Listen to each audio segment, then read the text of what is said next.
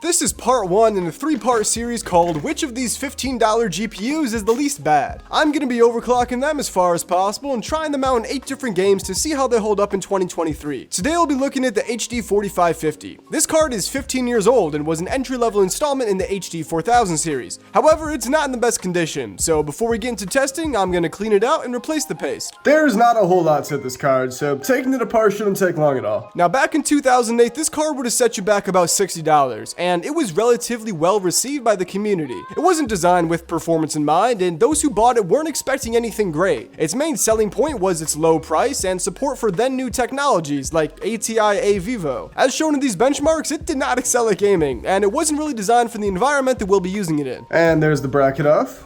Now I just gotta get these stupid little plastic clips out. I don't know why they invented these things, but they are a nightmare. Finally, we got the heatsink off. It's plastic for some reason, and it has like no thermal paste on it, so that's great. Inside this old Terascale graphics card are 242 million transistors using TSMC's 55nm process. Its RV710 GPU has 80 shading units, 8 texture mapping units, 4 render output units, 1 compute unit, and 4 Z stencils. Apparently, Z stencils skip rendering large portions of scenes that are covered by other geometry, or something to that effect. Point is, the actual GPU is far from powerful, and it's going to be maxed out in just about every test. And for the thermal paste, we're going to be using some good old Arctic MX4. I broke the plastic clip here. It doesn't go down all the way now. Hang on a second.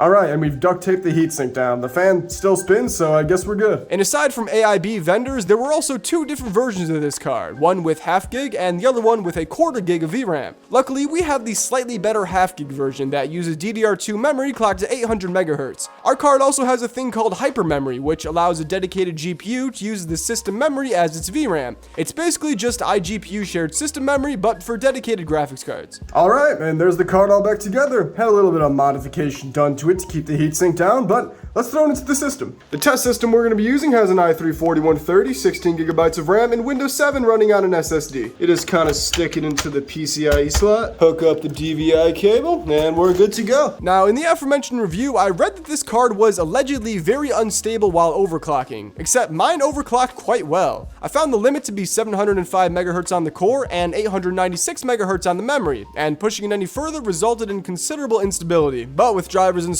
and the card running as fast as possible, it was time to throw it at a few different games. Also, don't forget to leave a like and subscribe.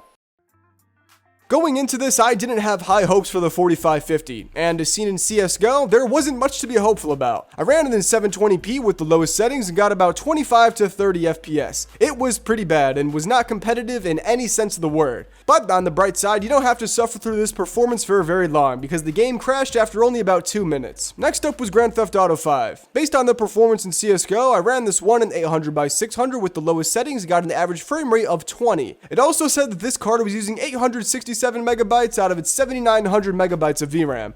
I've never seen that before, and the hypermemory feature I mentioned was having the time of its life. But even with nearly 8 gigs of VRAM at its disposal, the 4550 couldn't really run this game. The RV710 GPU was giving it its all, and its best was not good enough. Afterwards was Left 4 Dead 2. Once again, I forgot to uninstall my character model mods, but was actually able to pull off 1080p for this one.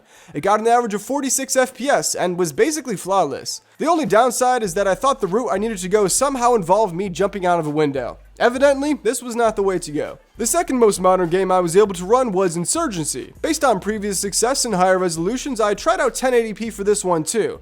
It ran horribly, and it got an average of 18 frames per second before crashing. 720p turned out to be a much more reasonable resolution for this card, and although it wasn't great, it got an average frame rate of about 35 FPS. And it felt playable, didn't really have any stuttering or screen tearing, so I guess I'd consider this a win. The most modern game I played on this card was Blood and Bacon. Honestly, I've no recollection of buying this game, and I haven't launched it in years, but if you wanted to play it on the 4550, you easily could. I ran it in 720p with the load settings, and the game was constantly pinned at 60 FPS. I didn't try out 1080p, but based on this performance, the card could probably pull it off. It made light work of this title, so I stressed it a little more with some critical annihilation. There wasn't much to say about this one, aside from it running just well enough. In 720p with the low settings, it averaged 34 FPS and was playable. The game came out in 2016 and requires any GPU with a half gigabyte of memory. When they wrote those specifications, they probably did not have an 8-year-old HD 4000 graphics card in mind, but it still ran well and was quite playable. Now it's back to the classics with 2004's Half-Life 2. As expected, the 4550 was able to pull off 1080p and with the low settings got an average of 37 FPS. It was playable and stable, and the only performance dip came when it had to render a large amount of smoke effects. So don't smoke, and your 4550 should be able to run this one just fine. Last but not least was Portal 2. Like most other older games we tested, 1080p was not a struggle for this card, and with the low settings it averaged 39 FPS.